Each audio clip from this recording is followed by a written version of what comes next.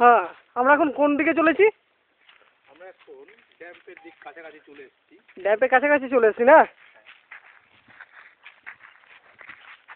আমরা রাস্তা পেয়ে গেছি। রাস্তা ঠিক পেয়ে গেছি আমরা খুঁজে। আমরা একটু পথ ভুল করেছিলাম।